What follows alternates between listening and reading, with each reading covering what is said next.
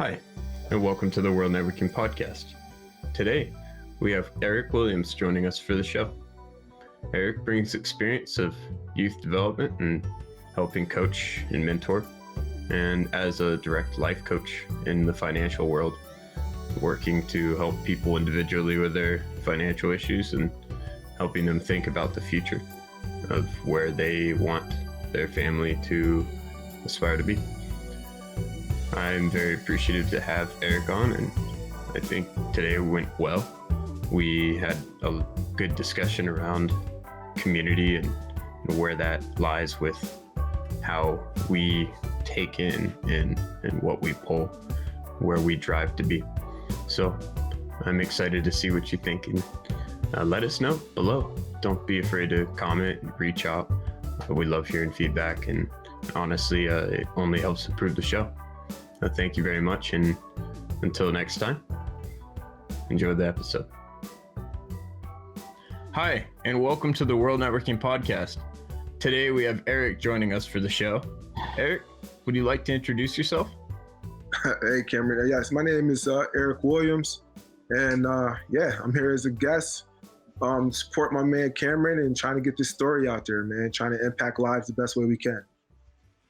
No, it's exciting to have you on today, and I truly think that today's going to have a fruitful discussion, especially when it comes to developments in your life and how you've learned to move forward and pursue your goals.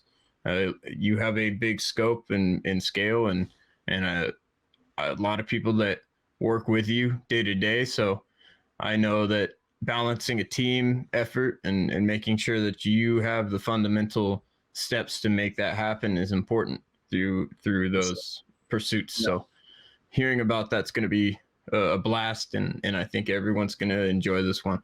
So we'll go ahead and roll into something I haven't listed for you. This is a bit of a spontaneous one, but what is a fun fact about yourself that someone might not know? Fun fact. There's a lot that people don't really know because I don't really put it out there. A lot of people don't know that I'm an author. I actually authored a book. I play the drums, play the guitar. There's a couple things. You're a musician too. Yeah, musician as well. So yeah, there's a couple things people don't know. I don't really put it all out there, but yeah. Hey, that's awesome though. I am also a drummer. I don't know if Warner's told you that before, but that's one thing him and I hit it off learning about was we're both the musicians and percussionists specifically. So nice, I thought that was cool. Yeah. Where did it all begin for you? Where did you plant your roots growing up? Well, originally from Syracuse, New York, born and raised. It's a pretty, it's not one of the boroughs. A lot of people try to just when they hear New York, they automatically think of the boroughs, But yeah, Syracuse is definitely, it can get rough. It can get rough there as well, get pretty busy as well. And if you're not grounded correctly, you can definitely get lost, and a lot of the stuff that goes on, there's a lot of, gang violence, a lot of gang stuff going on out there, sets, cliques, however you want to, establish it. But, my dad and my mom, they did, they tried their best to keep us away from all that mess, and deal with it, even though, my parents and themselves, they had their own issues, as well, like, a lot of people could probably relate to.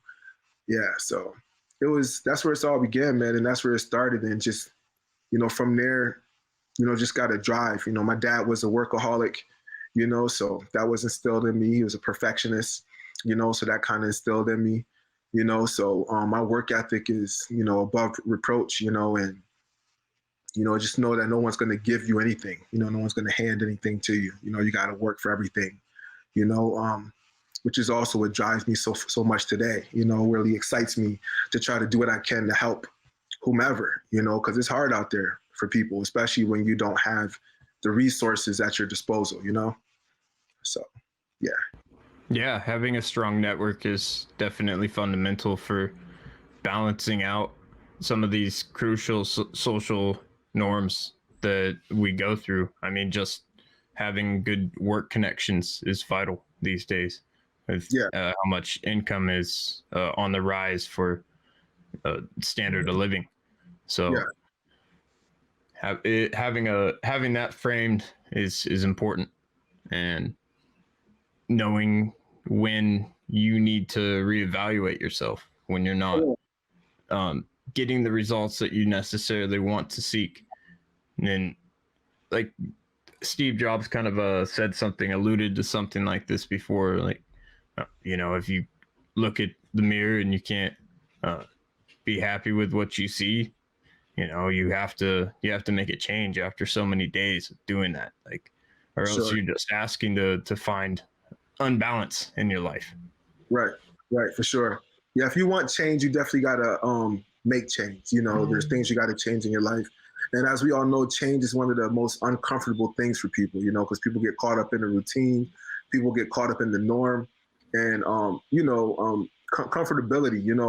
That's one of the things I really I advise people often, not to get comfortable, because when you start getting comfortable, that's when you start, you let your guard down, and I don't care what aspect of life you're talking about. It could be, your own personal development. It could be relationships. It could be whatever. You should never be totally comfortable in anything, and always strive, for more.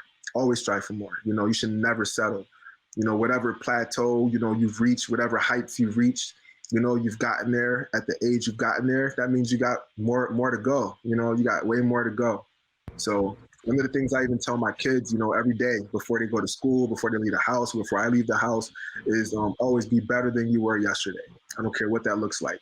If it's a little inch better than what you did yesterday, if somebody would have called you a punk and you would have got mad right away, but it took you 5 seconds longer to get mad, then guess what? You did a little better than you did yesterday, And I feel like that's what's part of the issue these days is, there's no fight, there's no real drive in people. We get stuck and brainwashed by this comfortable, mentality, this comfortable society. We should give everything to people. And, I'm a sports guy, too. Grew up playing some sports, and, we had to work for everything. We didn't get trophies if we lost, and, we didn't get trophies if you lost. You didn't get the, do all that stuff you lost. You went to the gym or you went to the field and you started practicing harder, But these days, they want to give trophies to everybody. Everybody's a winner, this, that, and the other. But that's just not true. That's not true in life. It's not true in business. I don't care what job you go to. If you go there as a, underachiever, you're not going to make it. You know what I mean? So I feel like the way we're training our youth even these days are just not conducive to success, in their future. It's kind of leading them down the wrong path, and we're just not educated, in these things. Only certain people are privy, to certain type of information. So yeah, upbringing is important, mindset's important, foundation is important, for sure. Yeah, and there's certain situations, of course, where people are unfortunately locked by a social standard or whatnot, where maybe they live in a rural area, they're a little bit more away from a bigger social group, and that has an effect on their growing up. I know growing up in a small town, my social norms got skewed, whether or not I knew it at the time. Or I know for a fact, though, I didn't understand the scope of how that would affect my view of, even work relationships. Like going to Georgia, it was a culture shock for me, because going to the South, it's very different than California. The state of least, it's almost opposites. I had more of a melting pot in California from all the tourism, and then I come to Georgia, and it's just, there's more traditions, and it's more about the household, and like there was good social elements to it, but there was also an element of the unknown, right? Where, I'm the outsider. Are they going to accept that I'm here? I'm that Californian. And unfortunately, that is part of it is, you feel like you don't want to provide unbalance in these people's life. Like, it's not fair to them that you have these things going on in your life.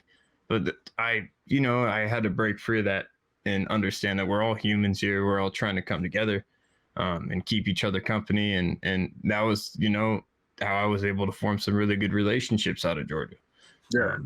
And I learned a lot from that experience with dipping my toes in new social norms. Even just socializing in parties in that area was definitely different. Everyone parties differently in the U.S. And Oh yeah. that, as funny as it sounds, a lot of people take that stuff seriously. If you're not honest and outgoing, and people see through that. They don't want a fake person coming around. They have plenty of those. So, being able to connect effectively with people and relate is a skill, and that's something that people have been able to do with me. It's part of the reason I don't think drinking's always bad. There's times where, with moderation, you can have great social connections through it. So it's like anything, balance and disciplining yourself to know when you've hit your limit is important. And that means taking time for yourself too. There is merit in saying no and stepping away. I had to do that a few times too. I wasn't always mentally happy to party, but I learned from those experiences, and that's why I was able to pull more positives and negatives.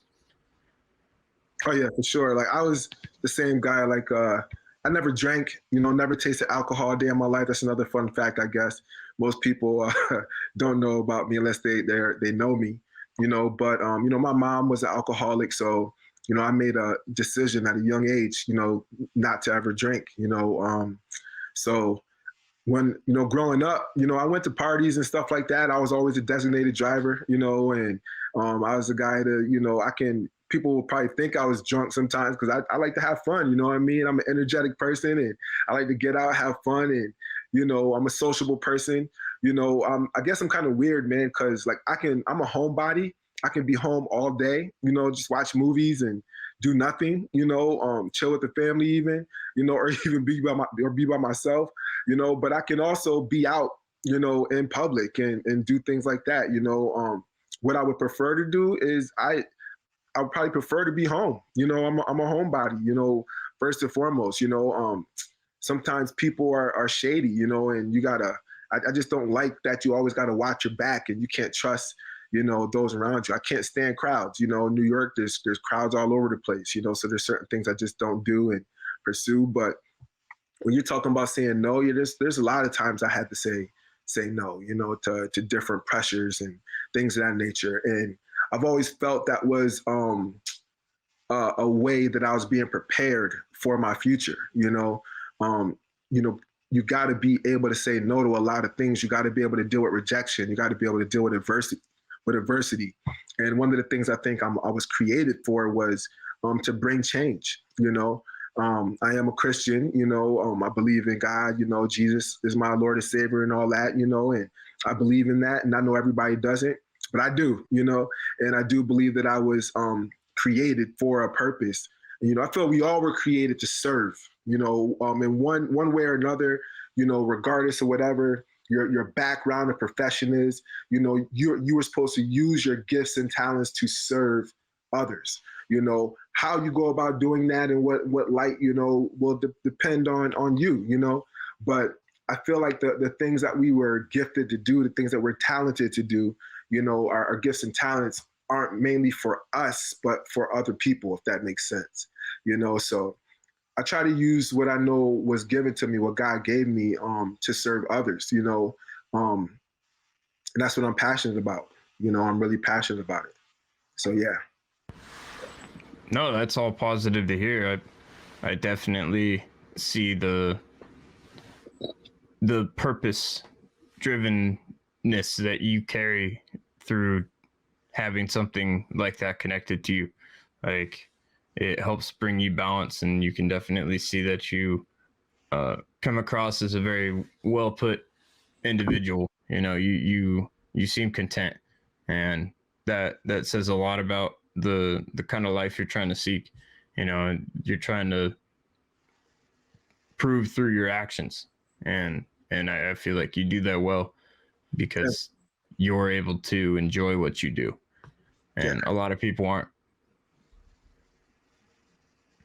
Yeah, for sure. I definitely enjoy what I do. Don't get me wrong, it's trying at times. Whenever you're dealing with people, people can stress you out. People can frustrate you, they make you want to, smack them sometimes. It's like, did you really just say, did you do, like, how can you treat other people like, but, it is what it is. It comes with the territory, man. And it's all part of it, and I think that's why I went through what I went through, earlier in my life, to help me develop a little patience, and be able to tolerate certain things, because trust me, I've been through a lot, and it's tough. A lot of people won't see it. A lot of people don't know, my story, because, it looks like one thing on the outside, but those who are real close to me, that they know the stories, they know what's going on, yeah, I don't really set out to prove anything anymore. I did spend a good portion of my younger things trying to impress other people. I think we all go through that stage. You want other people to like you. You want other people to be, you want to be part of the popular crowd. But now the more I grow and the more I learn and the more I'm in business, guess what? What I'm realizing is the popular crowd is usually it's crowded. It's crowded down there. The millionaires and billionaires, these successful people, they're part of the 1%, 0.1% for a reason. There's a lot of room at the top, no room at the bottom. And I don't want to be scrunched in, with the norm. I want to be part of the success. The nerds, the people we used to call nerds growing up in school, look at them now. They're killing it. Making 6-7 figures, out there creating things, and and it's just crazy, man. So like, I wish I was a nerd.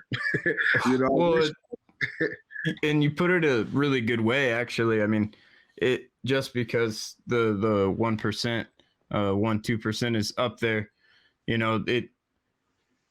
it doesn't mean that everyone can get to that point of being up there.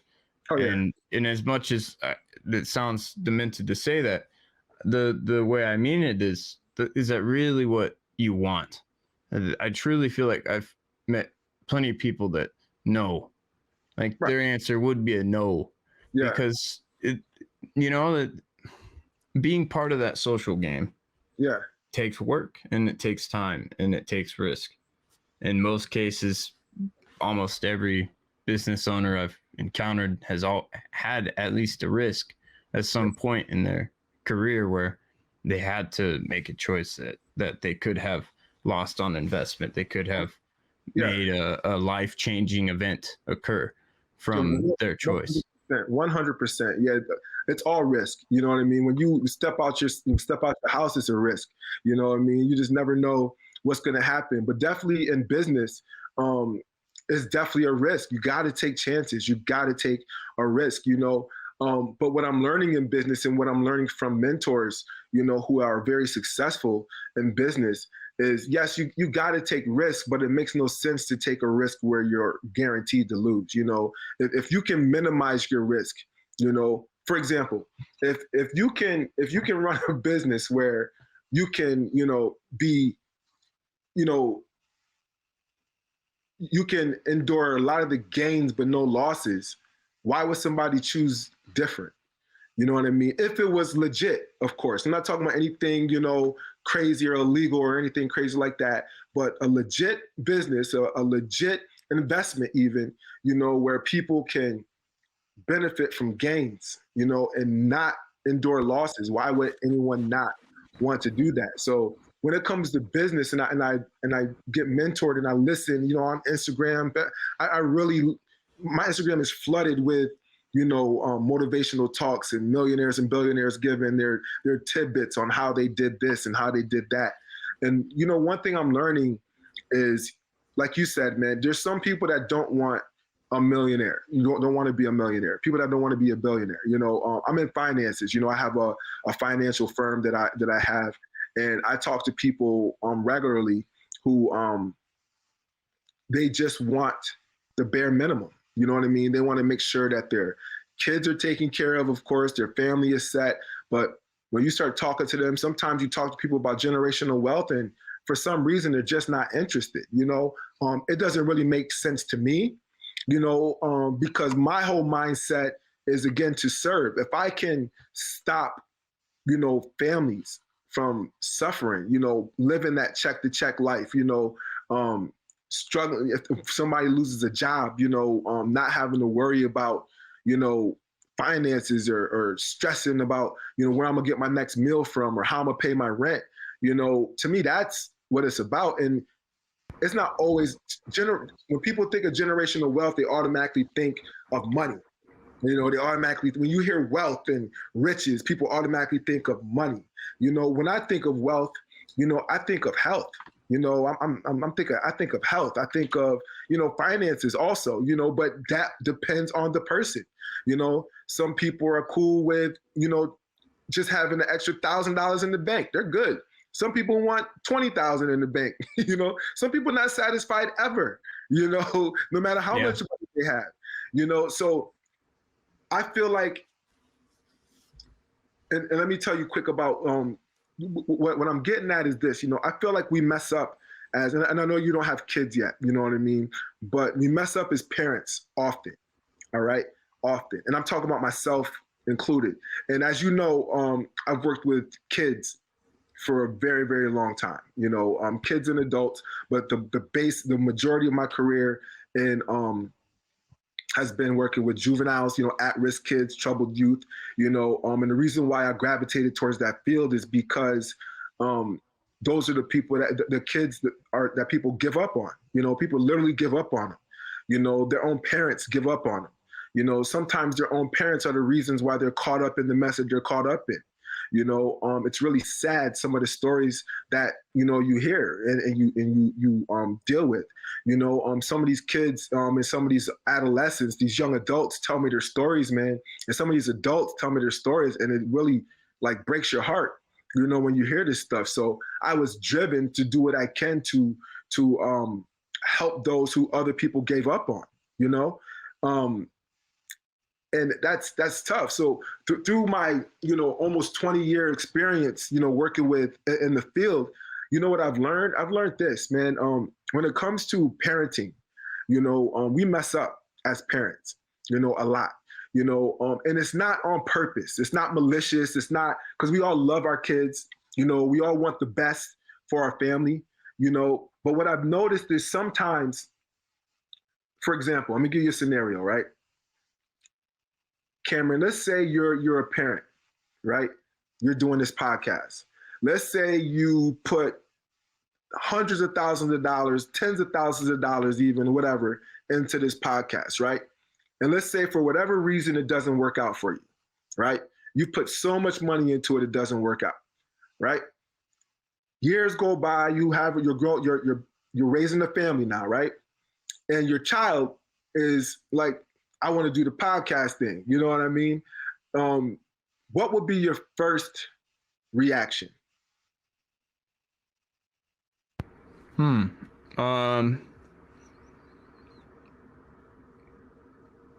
think personally, my first reaction I would say to recommend to them. Okay. Let me ask you this.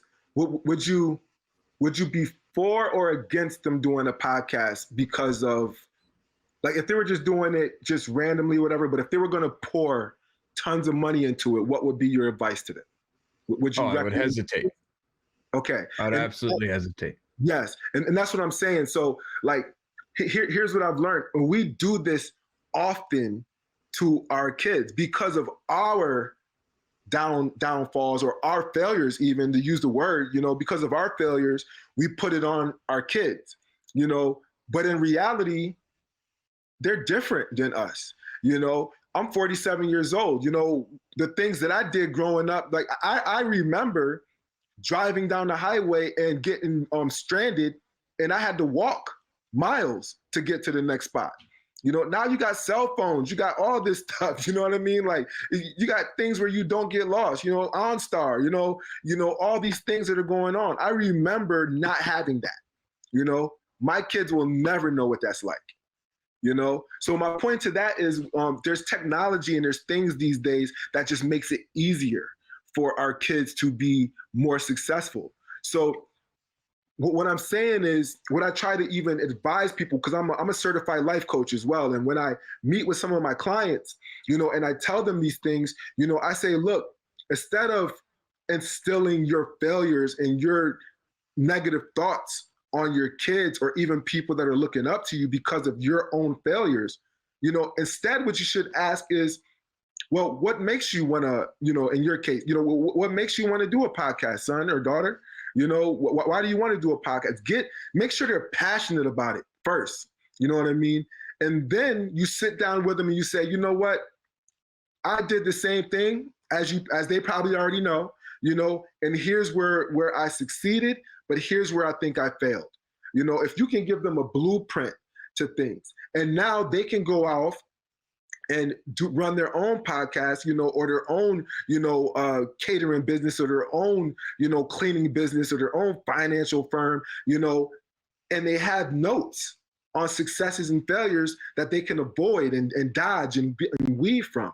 But unfortunately, we do the opposite. Our kids want to step out and they want to do something, and instead we tell them, no, you can't do this. Why? Because I think this is better, and I think that's part of the thing that really, inhibits our kids from their success. And I think that's what's most important to me. I shouldn't put it's not about what I feel you should be successful in. Is how can I help you as a parent be successful in what it is you want to be successful in? And that's my approach as a life coach, as a financial advisor. How can I help you be successful in what it is that you want to do? Not what it is I want you to do. Does that make sense? No, absolutely. It's well worded, and I have a couple things to add to that, because it really is like teach a man to fish, feed him for a lifetime. But the problem is, especially, and again, I'm speaking from American culture. I don't really know much outside of the U.S. culture, so it's hard to speak worldwide on this. But at least it seems cheap. It's affordable. It's more, financially adept to feed the fish, rather than feed that knowledge. Take the time, because you're busy in your mind. You can psych yourself up to having to provide all the time for your family unit, to the point where, oh, well, work is number one. Work's got to be number one. And I think for a lot of people, it's truly how they feel. Oh, well, I'm going to be obviously doing this one career. This is what I studied, or this is what I did. And I have to go this one approach because this is what's working. Mm-hmm. Well, just because it's working doesn't mean it can't be improved upon. And that goes back to kind of what you were saying with how the participation trophies and these elements have shifted over time in our social norms, where we do want to try to give everyone an equal opportunity, so to speak, with a naturally competitive instance.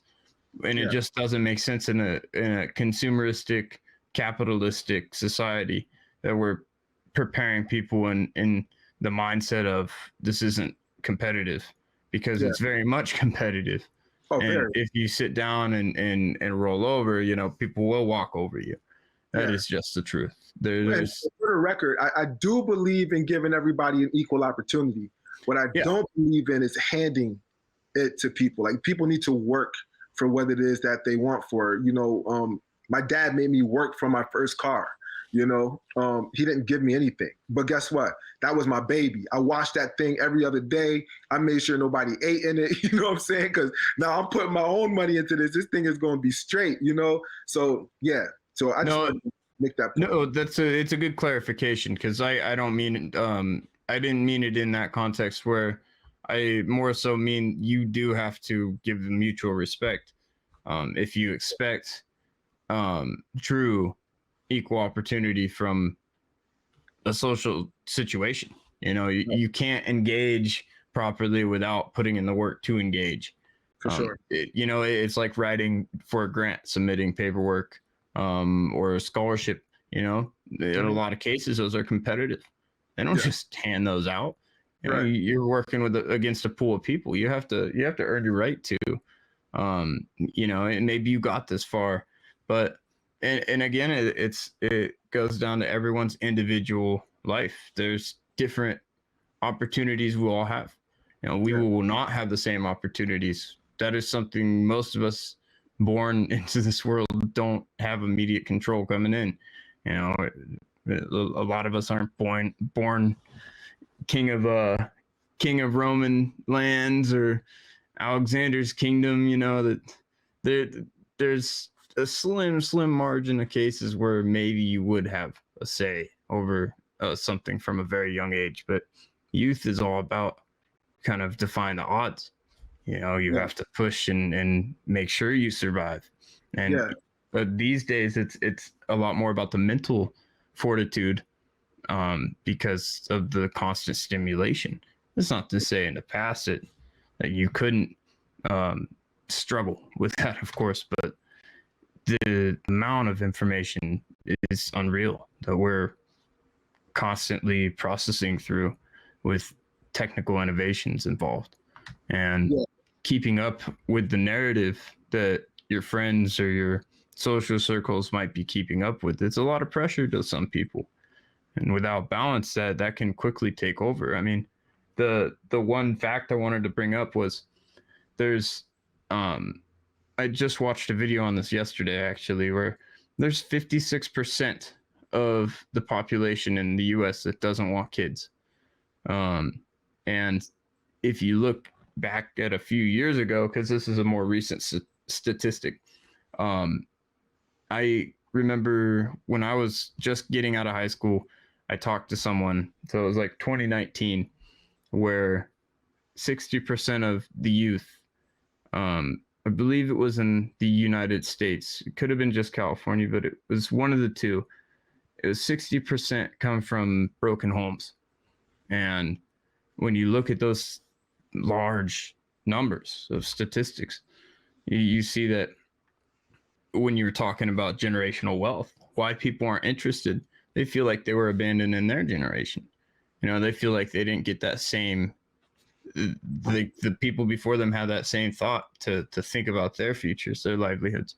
That's at least my take on it. Is this partly got to be spiteful, where, you know, I don't even know if it's possible to get ahead with my life, and maybe it's not even out of spite, but it's a lack of feeling like you're properly prepared to take on And your own journey.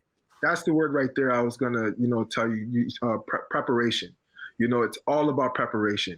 I firmly believe in, and like I said, I coach, I mentor, I advise people. You have to be prepared. And it is possible to be prepared for almost every situation. And it's about mental preparedness. Like, yeah, you'll never know what life is going to throw at you, right? But if you're mentally prepared to be able to deal with things, then guess what? You're not going to panic when something happens because you're already mentally prepared to be able to deal with it. If my car blew up today, guess what? That person who was not prepared is going to have more stress about their car blowing up than the person who was prepared for their car blowing up, even though it's a far-fetched thing, but and that's the whole deal when it comes to finances for me. Like when I'm talking about finances and I'm helping people deal with finances, like you can literally show people, what their next 10, 15, 20 years could look like, and I say could because nothing's definite, but when you have a blueprint, because it's all based on the person, if I can invest for that person, then I can say for a guarantee, sure, this is how it's going to be. But guess what? You got people who don't follow, the process. You got people that don't go by and use the advice, that you give them regularly. And to me, the reason why, we have some people that, whatever, when it comes to generational wealth, it's all, I use the word ignorance, which means not knowing, it's all because they're uneducated. They're uneducated in things. They are unaware of things that could truly help them build generational wealth. And guess what? Today's society, we think everything is a scam. Everything is a scam. Oh, that's too good to be true. There's no way that can be like that. People would rather take risks, than, and I'm talking about unnecessary risks, than invest in something that has very little risk to no risk, and it's all because of what they know. People are more willing to go with what they know than what they don't know, because there's too many questions over here, But to me, that's what holds us up. If everybody just always went with what they know, guess what? We still be riding horse and buggies right now. You know what I mean? We wouldn't have cars, we wouldn't have that. Think about this for a second. That person, okay, Henry Ford, for example, right? You know how many people thought this man was crazy when he said, I'm gonna build, a chariot that's faster than the horse? People thought he was nuts. You know what I mean? Because guess what? It was crazy to everyone else because they were stuck in the norm. They were stuck in the normal for them at that time, And that's the problem with now, man. When I'm talking to people about finances, people are stuck. They're back in the horse and buggy days. You know what people are familiar with? They're familiar with a savings account. They're familiar with busting their humps day in and day out, working 2 and 3 jobs, trading time for money.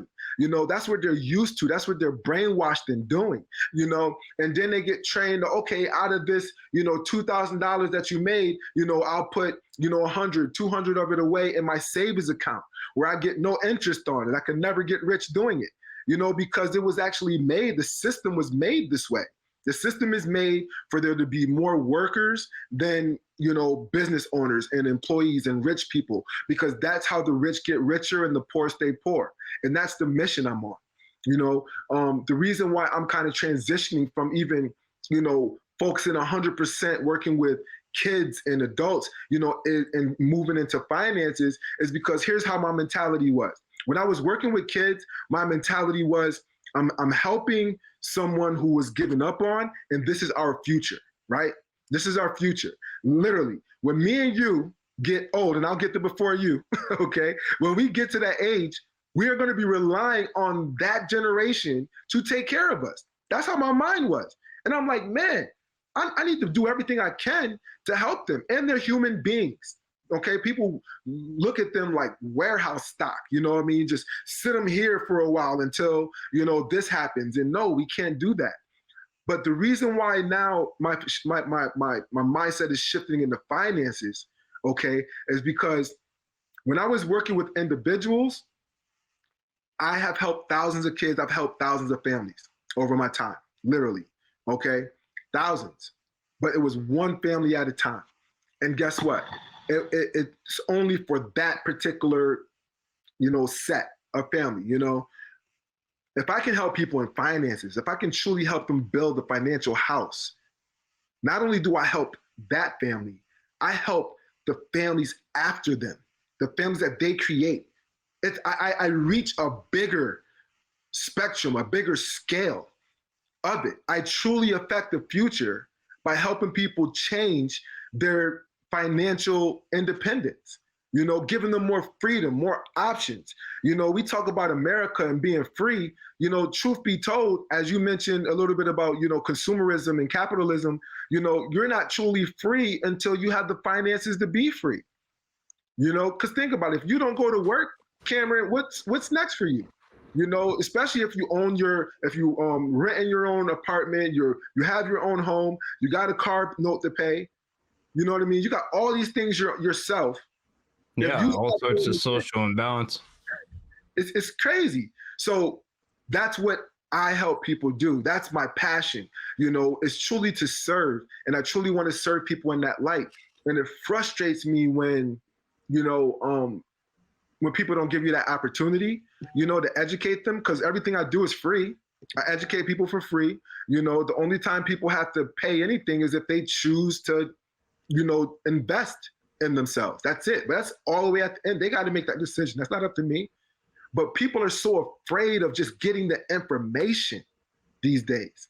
You tell somebody, hey, I just need 30, 45 minutes of your time just to educate you on these finances, teaching you things that we are not taught in school, teaching you things that people in college aren't even taught. Certified public accountants aren't even taught. I help people when I teach them this stuff. That way they can further invest smarter, wiser. But people don't even give you the time to give them the information. They'd rather sit in front of a TV or, twiddle their thumbs or rather than take that 30, 45 minutes and learn, be educated, And that's one thing I've learned in my career, man. And everything that I do, whenever the disciplinary thing was to happen, I had to hold my staff accountable or youth accountable or, a department accountable. One of the first things you got to do, and even police officers have to do this, FBI agents, you got to gather the information first. You can't just make a decision with no information. But you know what? People do it daily. They'd rather just make the decisions based off of what they know, and that's it. And that's why so many mistakes are made where people aren't happy, and then people try to retire, and guess what? A couple years later, they have to go back to work because they didn't take the time when they were younger to get all the information so that they didn't have to do that. Or they get the information and didn't take a chance to go into it. That's not for me. Okay, it will be for you in the next 20, 30, 40 years. I guarantee you, you're going to wish you did something about it, But I feel like and I'm talking about finances and stuff, but Cameron, as you could get this at any place in life, have you ever heard of Jim Rohn? Jim Rohn? Yeah, Jim, and his last name is Rohn, Jim Rohn. He was No, not exclusively. Oh man, he's an amazing speaker, leader. He's passed away now, of course, but definitely write him down, Google him, look him up, and listen to some of his I want to call him podcasts, not back then, but listen to some of his speeches and things of that nature. The man was a genius, and he's helped people, be successful in all walks of life, and his advice is just sound. And one of the things I remember he said was about getting the information. He goes, regardless, he said, just get the information. He goes, he said something about people being broke, right? He goes, yeah, you're broke, and then he said, there's nothing wrong with getting the information. Get the information so you can no longer be broke, all right? Don't just be broke. Then he said there's people that out there there's nothing worse than being broke is what he was saying. It hurts. It really hurts being broke. He said, but nothing worse than that. He said, but then, some people are being stupid. He said, well, don't be broke and stupid. He said, there's nothing worse than being broke and stupid. Oh, yeah. No, yeah. I know exactly what you're referring to. That's a very famous bit for one. Yes, it's awesome, man. And then he keeps going on and on about it. But I'm telling you, it really, what resonated to me about that speech, about that, that segment of that seminar that he gave was the fact that about getting the information. It's really that simple, man. Take an hour, 30 minutes, whatever, and get the information and then make an informed decision. When people don't take time to get the information, then what are you doing to yourself? You're literally just putting yourself in a box. Yeah.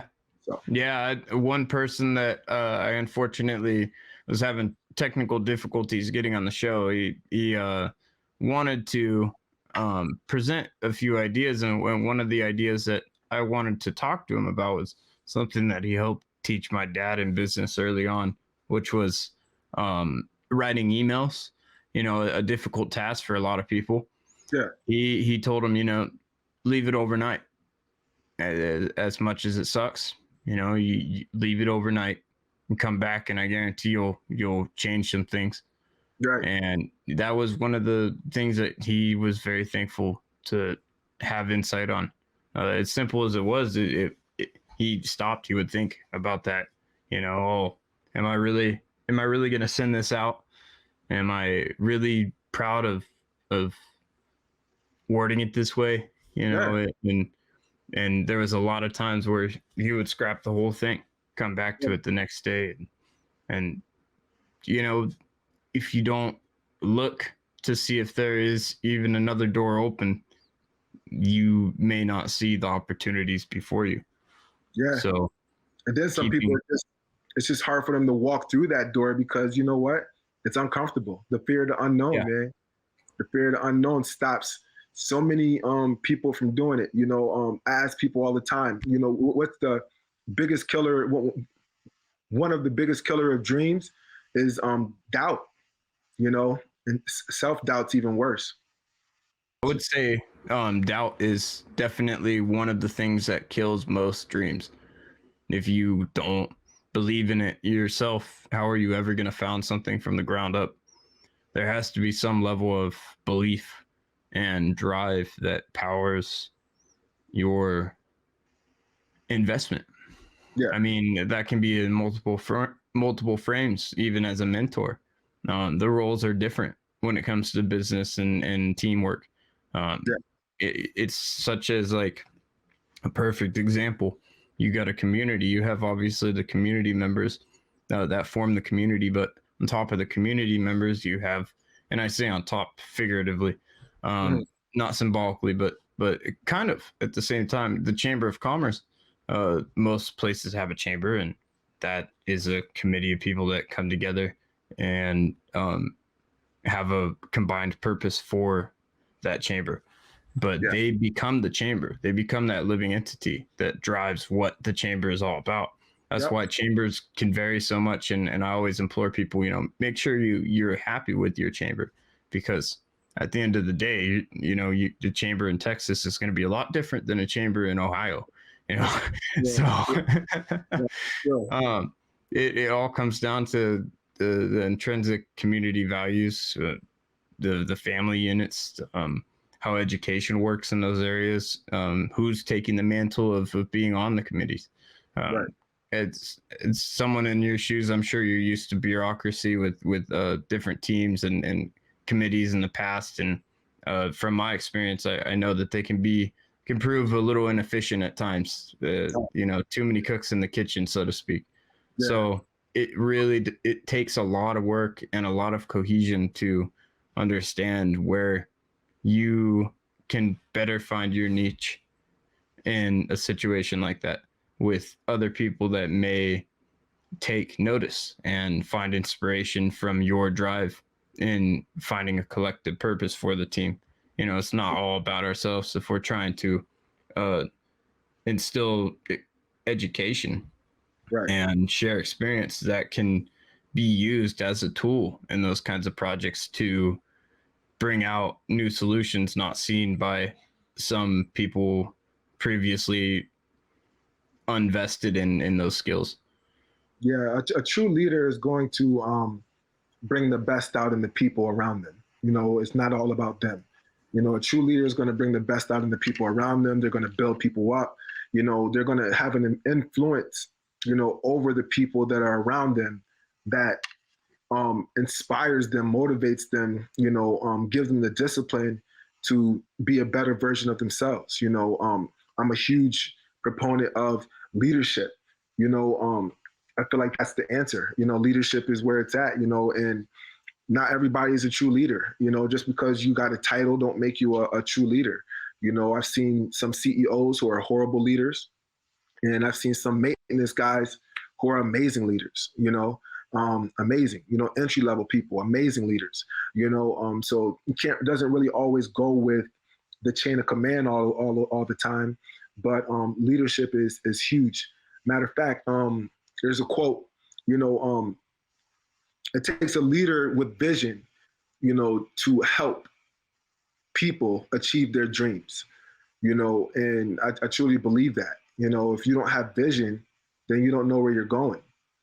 So when I meet with people, that's one of the first things I try to find out. Okay, what do you want? Where's your vision? Where do you see yourself in the next 6 months, a year, 5 years from now? What is it that you want to do, with your life?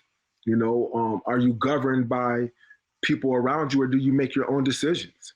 Because like I was telling you, even with parenting and this, that, and the other, and I've been, I even made a video, because I also have my own YouTube channel, I even made a video, about these things, years ago. I've been doing it for years. So this isn't something I'm just bringing up now, for you, but I've been talking about this stuff for years, man, and how we can improve, the next generation, is Sometimes, as a parent, do you want to see your kids go through trial and tribulation and adversity? Of course not. But think about this for a second. If we shield our kids or a somebody you're close to, or you shield them from everything, how do they ever learn? If you shield them from everything, when the crap really does hit the fan, how are they going to deal with it? They're going to crumble because they've never had to deal with it because you, quote unquote, saved them from it or protected them from it, all the time. What makes us grow, I feel what makes us grow is adversity.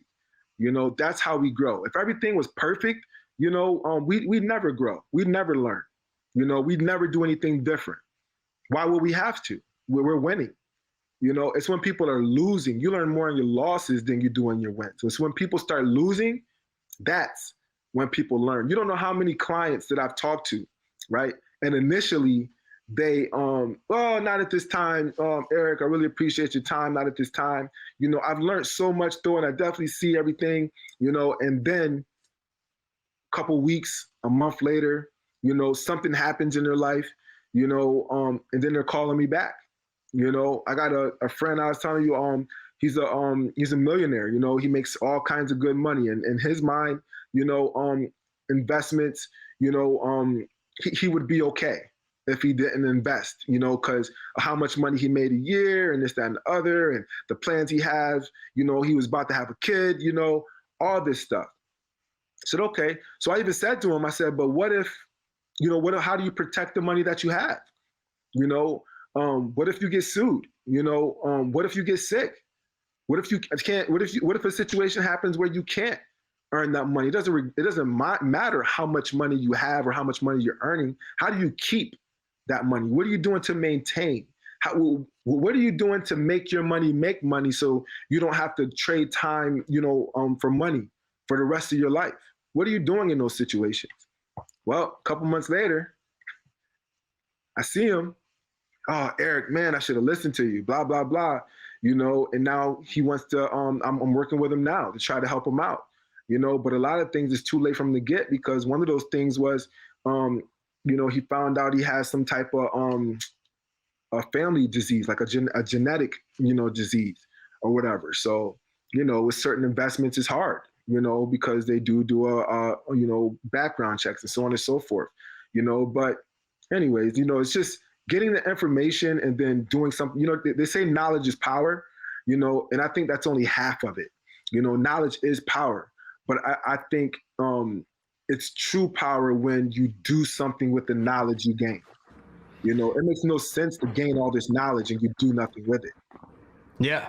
Oh yeah. No, it's something you just hit the nail on that I used to kind of build my business concepts around. I have something, I'm pulling it up right now.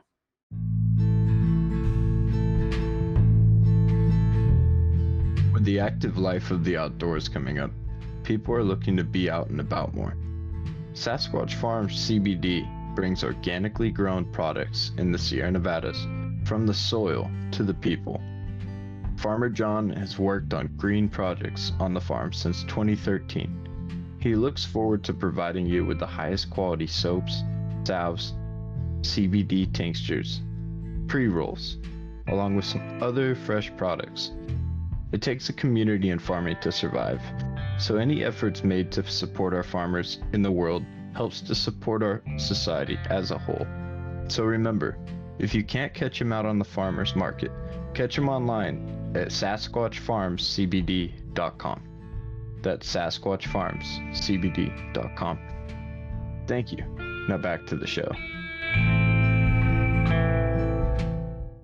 So I'll read two things: my original mission statement, and then I'll first read before then kind of my excerpt that has to do with education and experience. So education depends on how your experience with a certain subject or event in life makes you interpret the subject at hand.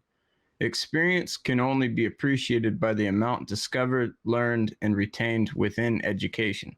Both together help to form a functional cycle that demonstrates how a student or an individual, in this case, could view their relationship as pertains to the system around them. So I don't view one above the other. This is where I found the strength in the idea too, is it really is that connection, that relationship between the two, that where you find the most intrinsic value. And the example I had in this was you have like marine biology, and with experience and education, learning about people's experiences with pollution, and educating what pollution can do to marine biology, you move into the awareness stage, which is straw pollution. And then that moves you into the perception, where you see straw production is kind of a source. So what can you do? Oh, cardboard straws. That's a potential solution right there. Education and experience were used as a tool to help narrow your horizon and help you gain discipline, gain focus, and channel it into something practical. And that goes along with the mission statement I had wrote up originally, was perspective is everything. Most careers in our generation rely on past experiences. Those same experiences need to be shared with the younger generations. Identifying local markets, networks, experts, and opportunities for students is the key to bridging that gap. Our role, this concept, was to make a whole experience easy to understand and quick to implement. So making it approachable, kind of what you're doing here with what you've demonstrated. You're doing it in a different facet for a different audience, so to speak, but at the same time, where our audiences are pretty universal. It's anyone who could use understanding around the effectiveness of education, and properly bringing yourself around the right people as part of that. Yeah. The things that I try to teach, the things I do teach, the things that I try to instill is for anybody, everybody. There's no one particular audience. I feel it's universal. It definitely is information and knowledge that can be implemented in almost any scenario, whether it's your work, whether it's your business, whether it's, personal development, your life.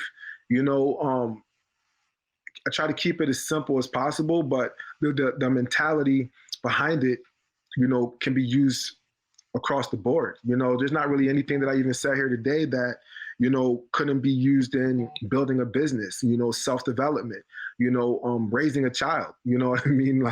Regardless of what it is, and I find that's what people need. We need something that's more universal. We need something that can relate to, because me and you, we got two different backgrounds. We come from two different, not just eras, but also two different, areas geographically, everything, there's things that I had to endure growing up that you didn't. There's things you had to endure growing up that I didn't, so how do you make that connection with everybody is giving people trying to help people understand that there is a solution to whatever it is that you want to go through, whatever, not that you want to go through, but even that, maybe you want to, but things that you are going through, how do you get to that next level, and the things that I teach, the things that I help people with, through my life coaching business and my finance business, I help people get there, very, very universal. And like I said, it's all based around what they want. In most cases, the best situation is imploring them to go through it. Experiencing that challenge is healthy, and that's something people forget. Challenges are uncomfortable. Sports, no one wants to really do the grinding for endurance. I don't think I've ever seen a team that's fully happy to do that kind of work, but I've always seen a team after the fact appreciative when we win, and we know that it took work to get that win, and that wouldn't have happened possibly without that kind of time, kind of commitment. So making sure that you have those steps where you're being realistic about the approach is vital. You know, like with the participation trophies, sugarcoating is only gonna taste so good for so long until you realize you need some protein. Right. Yeah, for sure. I think Usain Bolt said, Usain Bolt is the Olympian. He said, I forget how many years, but it'll still make sense to you. He said, I've trained, I think it was 9 years for 60 seconds. You know what I mean? It's like, if you think about that, it's like, wow. Unreal dedication. Oh my God. And that's what I mean about the universal, lesson. Like he's talking about track, you know what I mean, and what he does. But that pertains to every aspect in life. You have to train in order to be good. I made a video of about I speak about building your worth and value, and you know what made me think of that? I was working with, the kids, at a juvenile facility. And, these songs come out about chasing the bag, chasing the bag, chasing the bag, and I said to him, I ran a group and I go, you guys are all about chasing the bag. I go, but what if the bag can chase you? And they all just look at me and they're like, what are you talking about, you will? Like, the bag chase you? I go, yeah, you're talking about chasing the bag, right? That makes it, hard for, you got to work your butt off. You got to go chase this. You might get yourself in trouble. I said, but what if you just woke up and you got text messages or phone calls or messages where people are actually looking for you to just give you money? And they were like, well, yo, that's where it's at. You know what I mean? I would love that. How would I do something like that? I said, that's great. Excellent. What you need to do is build your worth and value. Well, how do you build your worth and value? Because guess what? When you build your worth and value, people are now looking for you. You know what I mean? If somebody could spend time with Warren Buffett, guess what? They would pay an arm and a leg to spend 15 minutes with that man. You know what I mean? Because his worth and his value, he has proven over time that he is successful, that what in his head can help you win. He's proven that. Elon Musk, Jeff Bezos, all these guys, Robert Kiyosaki, all these guys who have proven, so when you build your worth and value, people come looking for you, and I'm pretty big on that, man. Like, I want to continue to build my worth and value so that I don't have to trade time for money. I don't have to punch a clock. I can be on the beach and I can still help people from the beach as long as I got Wi-Fi. I want to be able to enjoy life while I'm helping people as well, where other people are just stuck punching the clock, living paycheck to paycheck. Okay. One of the percentages out there, Cameron, is, I think it's, and don't quote me word for word, but I believe it's 69% of Americans have less than $1,000 in their bank account. Something I would believe too. Yeah. 48%, something around there, are not prepared for a $400 emergency. Yeah, and I've been there. I've been there. It's crazy. So yeah, and a lot of us can relate to those financial grievances. Exactly. It's something that we know is gonna stick around. It's universal for a reason, right?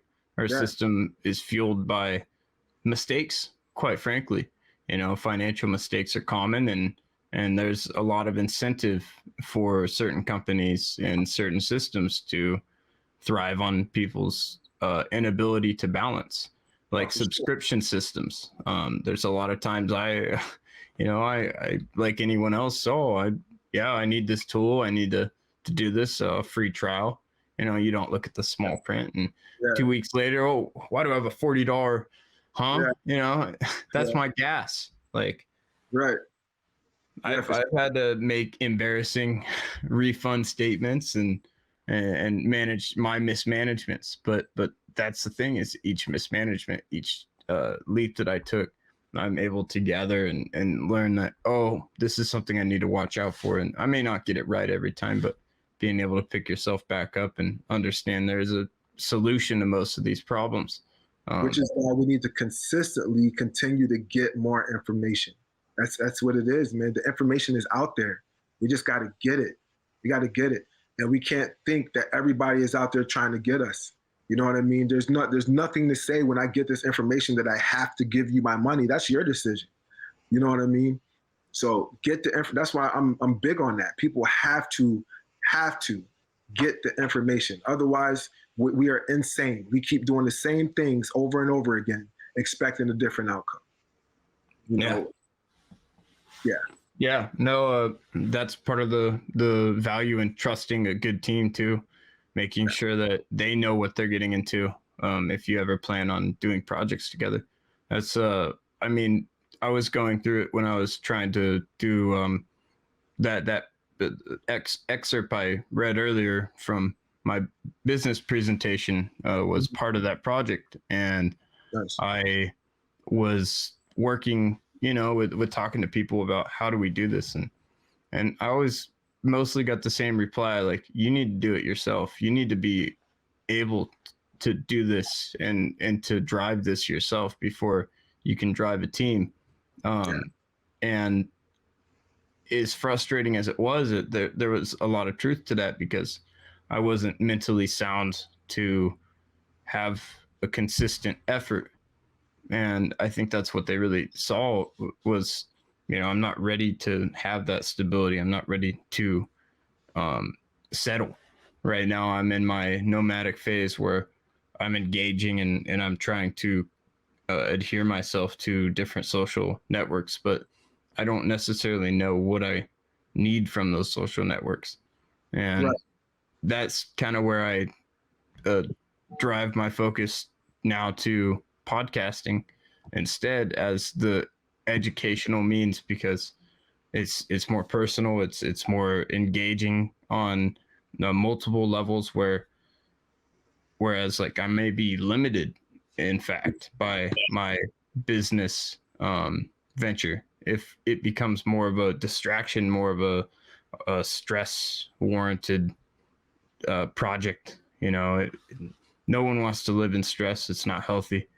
And knowing when you've overcomplicated something to the degree of controlling your life is important, because that's kind of where I needed to take a step back.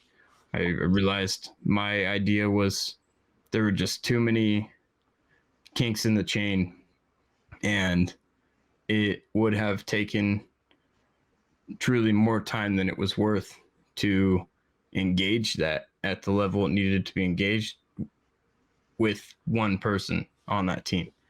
I at that point I could only rely on myself. So I think the only thing I probably would have changed with that, Cameron, this is just me, my opinion, No, please.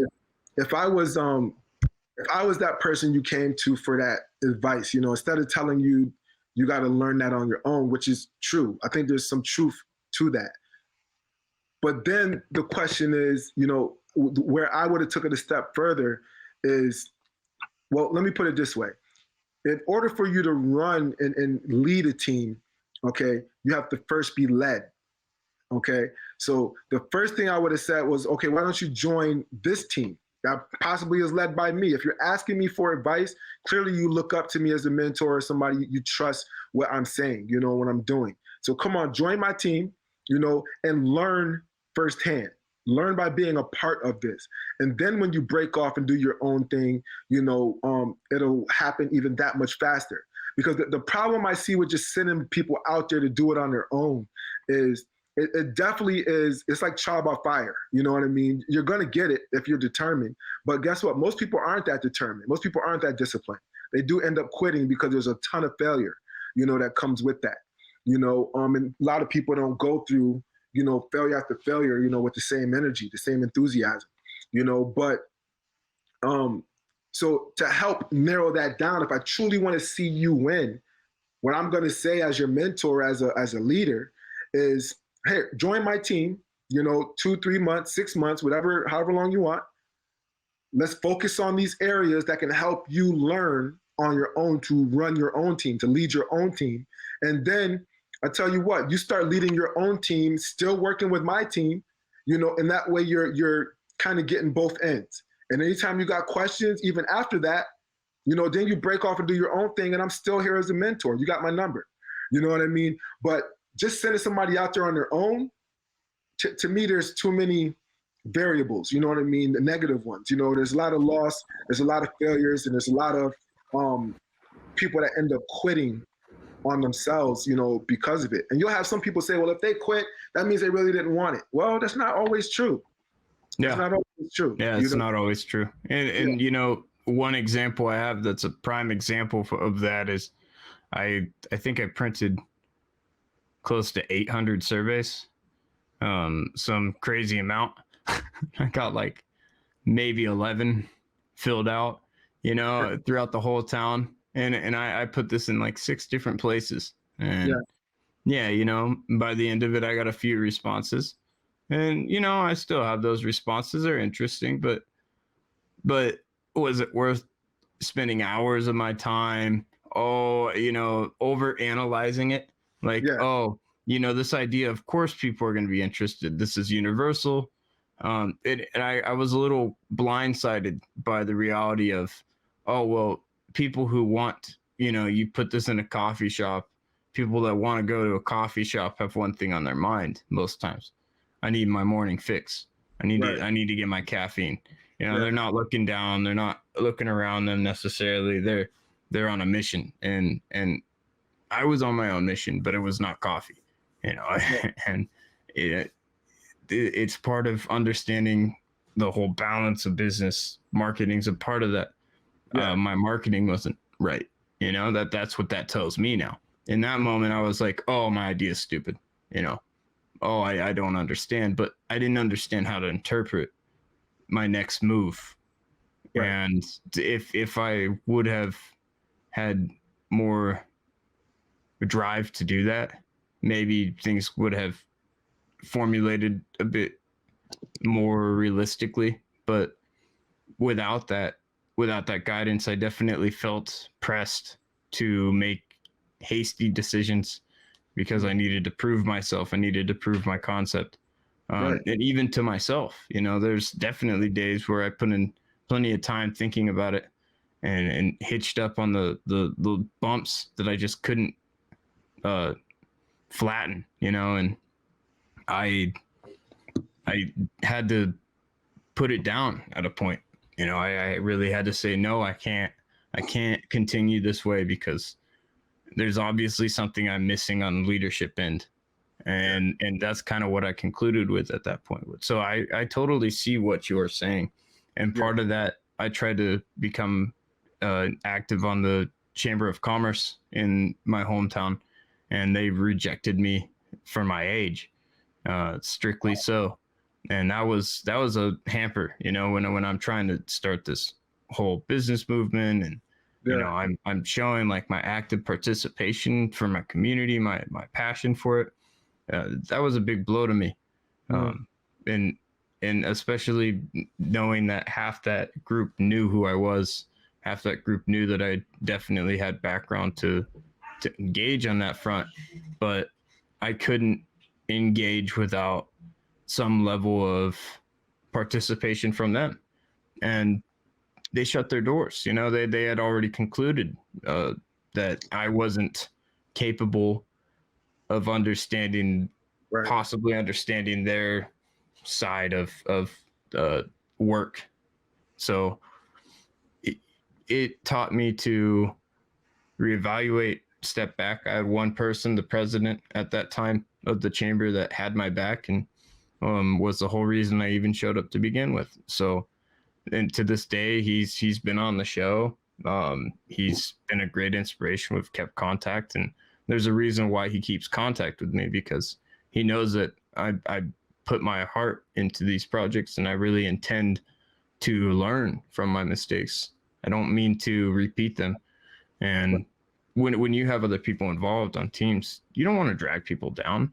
It's the last thing I wake up in the morning wanting to do. I want to come up with better ways that we can process and balance, because I'm that kind of person that I don't want to stop. I want to do one more thing, each week. If I can just fit in, even if it's 30 seconds of one more thing, I'm pushing that effort to make sure it's a constant improvement on my fronts, so I don't get lazy. Right. Because I have gotten lazy, like Right. any other person. It's too easy to quit, so you have to make it inspiring to win. Yeah. Yeah. Yeah, I definitely agree with that. But another thing that I've learned also is, when I first started my YouTube channel, for example, I used to talk about, people used to deem me as a motivational speaker, or inspirational speaker, and things of that nature. And, after like a year, and, doing research, and, you got to keep like getting the information, So the more I dug, the more I realized that, inspiration and motivation is crap. You know what I mean? Like, it's not necessarily what, it's something that lasts for a very short period of time, and then it's gone. Then what?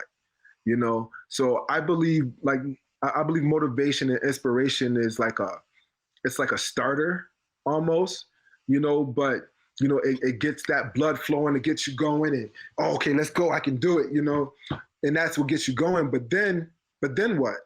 If you don't have the discipline to keep it rolling, then it's for naught. That motivation, inspiration is gone. So what I've learned is true discipline is the true key to success. Discipline is the true key to success. And what I feel discipline is, I heard Mike Tyson say, doing what you hate like you love it. Doing what you hate like you love it, man. Discipline. Also doing what you're supposed to be doing regardless of how you feel. True commitment. Are you truly committed to what it is that you're saying you're going to do? Okay, I'm gonna go to the gym. It was just New Year's, right? All these New Year's resolution. What do people want to do? Go to the gym. I want to work out. I want to lose weight. I want to do this, right? What, it lasts for a month, if that, and then it's gone. That's motivation, inspiration. They were inspired. They were motivated by the new year to do better, to do this, to do that. Yeah, let's go. But then guess what? Their discipline is what made them fail. They weren't disciplined enough to get their butts out of bed, regardless of how they felt. Regardless of how, when you take that cover off, you get that cold chill, you put the cover back on, you're not disciplined enough. Discipline is where it's at. So I'm a life coach, but I'm more of a mindset discipline coach. I help people learn discipline, because without discipline, regardless of what your goals are, you are never going to attain them if you're not disciplined enough to attain them. And one of the first exercises I have people do is I find out what time they get up, and I may have them get up an hour or two earlier. That's the first thing I have them do. You know what I mean? I wake up at 7. Okay, great. I want you to start getting up at 5. Start getting up at 6. It all depends on the person. Start getting up at 6. Not just get up, make your bed, get up, make your bed, brush your teeth.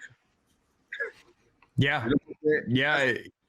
Yeah. I think you nailed it with these statements, and I agree.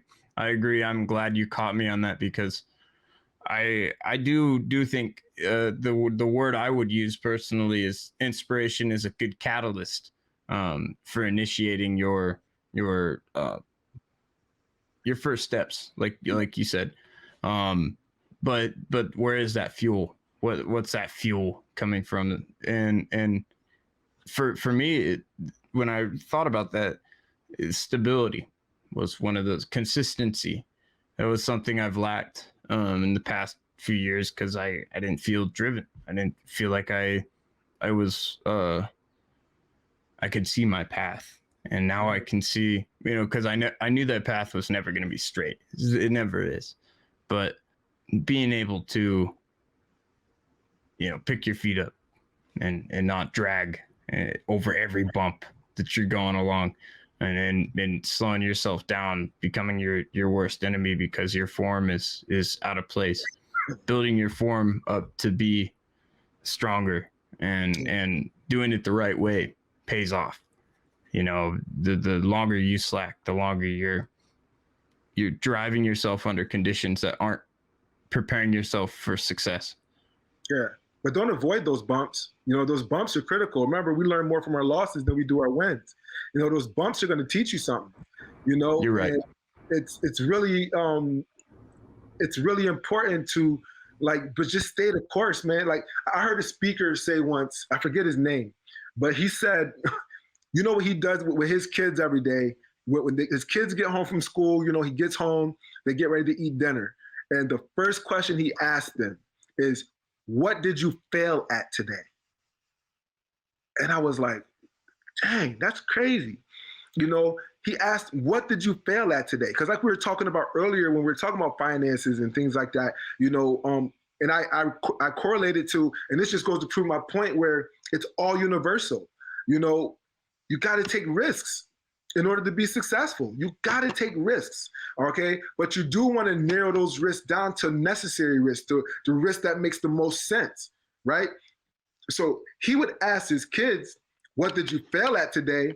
Because he encourages them to try something different, to do something that you have never done before, you know, to go out and not be comfortable, you know, because that is the ultimate thing to success. That's how you reach success, is you go out there and you do something that's uncomfortable. Like we're talking about Henry Ford when he was making the car. And could you imagine the person that thought of the cell phone? You know, I'm gonna create something where you can talk to, like, come on, man. These people were looked at like they were nuts. You know what I mean? Like, you gotta be that pioneer. You gotta be willing to step out there, take the bumps and bruises that comes along with it. People calling you crazy, people that don't believe in you. You know, I heard another quote that said, you know, if you want to kill a big dream, introduce it to a small mind. Tell it to a small mind. You know, you want to kill a big dream, tell it to a small mind. You know, a really good statement. It's so true. You know, and guess what? Going back to the parent thing, sometimes our parents is the small mind because they're focused on protecting us, not focused on me going out and doing what it is that I'm built to do. That even though you failed at it, that don't mean I'm going to. You know, I have more resources than you did. I got a cell phone at my fingertips where I can Google anything. You know, I have these things where when I first was going to school, when we went to the library, we had this thing, it was a catalog system. You had to pull out this little drawer and you had to go through all these little cards, right, to find this little number. It was this little code. Okay, then you would go to the library section and find that book based on that little code that was on that card. You know what I'm saying? It was crazy. Now I got Audible right here. I want a book, boom, bang, right there. You know, Google, bang, right there. Amazon, buy the book, right there. You know, there's so much out here these days. There's really no excuse for failure. And I mean for anybody. I don't care if you're from the hood. I don't care if you're black, white, orange, purple. There's no excuse. Now, let me say this. Is it more difficult for certain people? Absolutely. Okay? Anybody that disagrees with that is just naive, okay? And they're not willing to admit the fact, okay? The fact is, Cameron, is it going to be harder for me than it would be for you? Absolutely, simply because it is. That's just a fact, okay? But does that give me the right or the excuse to use that as an excuse to not succeed? Absolutely not, okay? Even though it's going to be harder for me, it's not impossible for me, okay? And as long as there's somebody out there that did it, I know I can do it too. I know I can do it too. You know what I mean? One of my favorite guys is Frederick Douglass. You know, learning from him, man. Like, that's one of my favorites. An amazing individual. Oh, my God. You know, talk about no excuses. How can you hear his story as a black man and use that as an excuse? This man was a slave, you know, and he ended up being on Congress. And man, like, come on, man. Like, the things he accomplished in his lifetime at that time. What excuse do I have? There is none. So it's crazy. No, yeah. It's truly like breathtaking to see what our ancestors went through, the kinds of hardships, especially without knowing what their fellow people went through. You know, without the internet, you're not getting those quick connections with local area, and Right. even in a 20-mile distance, you might not talk to a bunch of your neighbors in that area, you know? So it's easier, much easier to succeed these days, but you just got to want it. You got to be able to, you got to find somebody you can trust. Okay. Because guess what? Even the greats had a coach. Michael Jordan, he had a coach. Okay. Matter of fact, Michael Jordan still has a coach to this day. Okay. Kobe Bryant had a coach. Okay. Tony Robbins had a coach. You know, all these greats that people look up to, you know, Elon Musk has a coach. You know, they all have coaches that coach them on how to do things. All the greats have a coach. So what makes you think, if these multi-billionaires still have coaches, what makes you think that you're too good for a coach and you don't need one? You know, that's why life coaching has blown up, you know, over the years. Life coaching is blown up astronomically over the years. You know, that's a really good point to put. Yeah. Yeah, I wouldn't have considered that point quite like that if you hadn't slowed me down and pointed that out. I appreciate that because, yeah, I think you're absolutely spot on. Cool, man. So yeah, I love talking about these things. I could talk about the mind and, you know, all this stuff all day, man. So what else you got for me? What other questions you got? Yeah, I was gonna say I know we dived quite into that, and that was great. I mean, we covered quite a few bases at once there. So we have a bit more background about yourself, Eric, and we are going to move into something a little more personal. Would you say youth development is something you feel strongly passionate supporting in a positive tone? And what brought this consideration about in your life to get started with that kind of thing?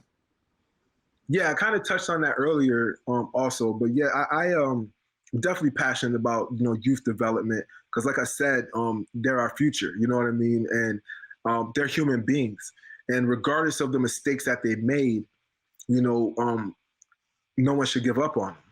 You know, there's no one should give up on them. You know. Yeah.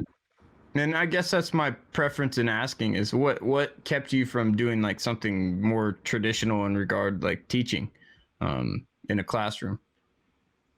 I mean, the one-on-one, I mean, I guess you could be more one-on-one with them as well, but I get, you know, in the setting that I worked in, I'm not in that field at this time currently, you know. So like I said, I gravitated more towards finances and stuff. However, I am I'm being talked to about going in the field at a different company and things of that other nature. You know, people want my expertise, but what made me stay is the just knowing these guys, this story, their backgrounds. You know, as far as a teacher, these are kids. You know, when you're in a school setting and you know, out here, whatever, the setting's just different. You know, they don't have the background all the time that these kids, you know, who have committed these crimes, you know, have already done. They aren't, you know, shunned. They're not casted out.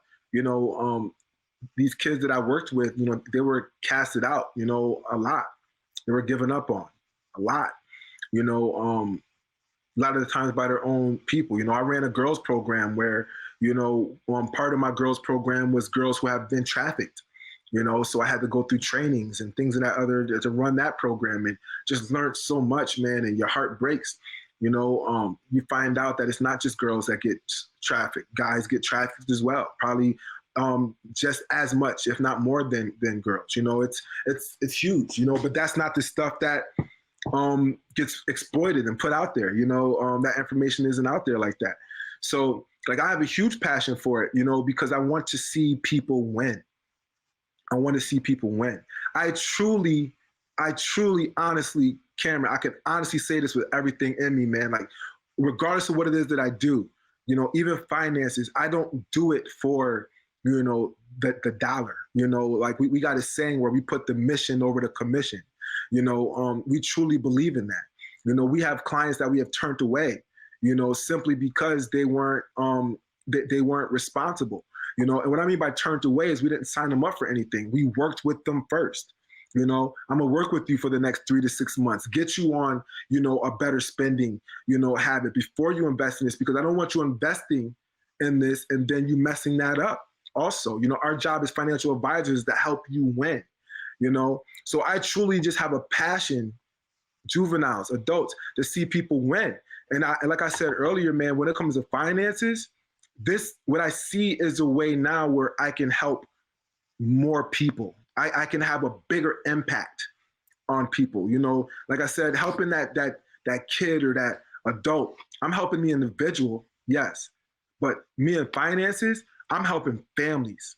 Okay, I'm helping generations of families. I literally help people set up generational wealth, and then you pass that on to your kids. And I even tell them when I'm meeting with them, look, here's what you do when your child, you know, you invested in your child. When your child gets old enough where they can learn, educate them on this stuff. So now they can now carry the torch that you just set for them. Okay. And you will be the one to change your family tree. You know, no longer will the Williams family have to ever live paycheck to paycheck, you know, and it's going to start with me. You know, I'm taking those things, and I want that for everybody. I want that for everybody. You know, and like we said earlier, it's different for everybody. Not everybody wants the millions of dollars and all that other stuff.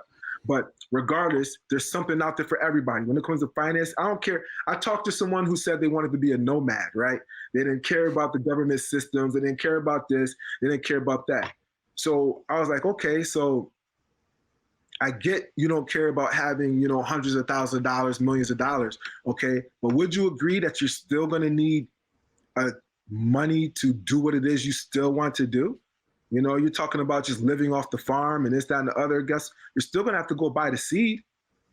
You know, you're going to have to get the farm, you know, unless you got a whole bunch of family members that's willing to work for free. How are you going to harvest this stuff? You know what I mean? You're still going to need finances no matter how you look at it, you know, unless you're sincerely just going to be a nomad and travel walking the earth, eating bugs and crops and stuff that you see, then you don't need money. That's fine. But if you're planning on truly living that way, and, you know, there's not an area in this world, you know, where you're probably not going to need some type of currency in order to survive. And that's where I step in. I can help you get that and be sustained in that, regardless of what your goals are. Again, we help you attain whatever goal it is. It's not what we want for you, it's what you want for you. We got resources to help you get there. You know what I mean? So yeah, I truly have a passion to just want to see people win in every aspect, man. I'm telling you, that's really where it's at. I want to see people win. Oh, and I have a perfect bridge into this question. What kind of mentor do you aspire to be? Put it this way, when it's time for me to go, you know, when I cross over, you know, to the other side, you know, I'm hoping that what's said about me is I was a person who was passionate about people. You know, I was passionate about seeing people be the best versions of themselves that they wanted to be. And I did everything in my power, everything in me to help people reach those goals. That's the type of mentor I want to be. I want to have a long-lasting impact on people to truly help them win and succeed and do the things that they want to do, not the things I think they should be doing or whatever the case is. Now, I'm not going to help somebody do anything illegal or immoral, you know what I mean? But that's the type of mentor I want to be. I want to be that guy that, you know, people look to, and when they talk about me, they talk about my passion and compassion to help people, you know, regardless of what it costs. You know what I mean? You know, I'm that guy, Cameron, that will, every time me and my wife or the kids, I take the family out to eat, you know, man, I always just, I pick the bill up for somebody else. You know, it doesn't matter how big the crowd is or whatever. Whatever moves me, I pick a table and do it. You know what I mean? And guess what? I don't do it for recognition because they don't even know. I talk to the waitress. I say, hey, don't let them know. And I usually do it on my way out. You know what I mean? That way I can pay it and move. That way they don't know. I pick a table, pay the bill, and I leave. I don't know how it affected them. I don't know anything. I just know that I just know some way, somehow that they appreciated it, and hopefully they'll pay it forward. That's what I want to be known for. That's the type of mentor that I want to instill in people, and I want to teach others on how to pay it forward. Because remember, like I told you in the very beginning, I feel we're all created to serve. How are you serving? How are you serving others? Yeah, it's an important question. A lot of people tend to not take the time to answer within themselves. Yeah. How do you serve, and even effectively? Maybe it's you produce something like I produce materials through my company, and it I always pictured someone could be purchasing this just like myself. Maybe this seems in vain, but this is something that they need to repair a piece of their business. As small as that seems, it's an essential part of their day. So I can reflect, gratitude through my work. It's been helping me stay positive in such long hours where, I find value in that. And knowing that I can improve my mentality makes me thankful for this work. It's how I'm able to appreciate that opportunity. No business or no work environment is going to be perfect, especially if there's people involved. You're going to have discrepancies with certain things, but having enough fortitude to admit when you don't have the best attitude helps you to see where to improve to gain a better one. Right. At least from experience. For sure. I have a question here for you on, let's see, this one go. As I was kind of looking around, we covered quite a few things, but are there any forms of media, websites, articles, books that you would like to recommend to the audience? Oh yeah. Shoot, man. I have my own YouTube channel where you can find me at Coach Ewell. At Coach Ewell. At Facebook, Instagram. You can find me on Instagram. Same way at Coach Ewell. TikTok. Please follow me. On those platforms for more content and questions. You can also you can email me, Williams, EWILLIAMS, the number 1.WFG@gmail.com. If you want to discuss finances and how what that looks like for you in regards to retirement, to anything, life insurance, regardless of investing in your future, education or whatever, yeah. I did write a book also where you can email me to get a copy of this book as well. Mind Over Matter. I'm actually about to start selling it, on different platforms again as well. I'm actually in the process of writing another book. But as far as books that I would recommend, man, there's so many of them. Man. Atomic Habits is a huge book. Actually, I would leave it with that one. Atomic Habits. Atomic Habits. Okay. Atomic Habits. Yeah, huge. I love that book. If there's any other books you think of after recording, you can send me a list too, and I'll go ahead and share them with the audience in our description below. Okay. Yeah, Atomic Habits is definitely one of my big ones. Tony Robbins got a book out, called Money Master the Game. Yeah. And then there's just so many, man. There's so many books out there that I love and really help me learn and understand things better. But that's where I'm at, man. So you can definitely contact me in any of those social media. Please follow me on Instagram. I think Facebook is just Eric Williams. It's just kept it simple, but Yeah, Instagram. just shoot me your links and I'll post that up in the description too, and we'll make sure everyone can find you. Gotcha. I'll do that. I'll shoot you my YouTube channel as well and everything. So I'll shoot them all to you. Awesome. I have one final question for you before we close out here. Are there any closing statements you have for our audience? Yeah, man, I guess I would just say, get the information, don't make uninformed decisions. Make sure that you take your time, get the information. And then once you get the information, research it, check it out, make sure it's for you, and then make a decision. Go with it there. If you need help or guidance with all that, I'm free. I'm open. My schedule does fill up pretty quickly, so let's set up a time and let's chat. Be all that you can be. Always strive to be better than you were yesterday, man. Eric's a great resource, and I appreciate the time that we've had, though brief, interacting and conversating before this point today. I really value your time and taking today off to have this discussion. And honestly, Eric, it's been a pleasure. This has been a great episode, I think, and really informative to people who are trying to get started on their ventures. Appreciate it, man. Thank you. Appreciate you having me, inviting me on. Absolutely.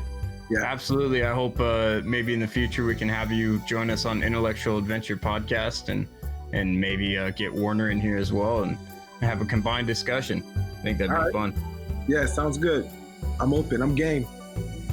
Hey, well, we'll be reaching out, and until next time, thank you guys. This has been the World Networking Podcast, and we're signing out. Thanks so much for being here today. I really enjoyed having Eric on, and Eric was a great guest to discuss things with. He really brought a lot of experience that I didn't consider necessarily when I was first starting on my adventures. I think that it's something most of us grow into understanding of, or pace and direction, discipline, really having grit develops. For some people, it's a younger age, you have to get through things. It varies with a lot of things. I hope that maybe this helps people that are struggling with similar situations to understand and maybe aspire for better for themselves. There's no telling what a good network can do to help you inspire and to help you outreach on your own. So having the strength to find your way is important. I hope you enjoy, and thanks again. This has been the World Networking Podcast.